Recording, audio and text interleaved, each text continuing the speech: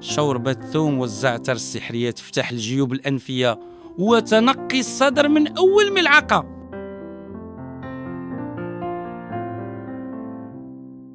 تعاني من الزكام، البلغم أو احتقان الجيوب الأنفية؟ جرب هذه الوصفة الطبيعية الفعالة من مكونات بسيطة لكنها قوية في تنظيف الصدر وتسهيل التنفس.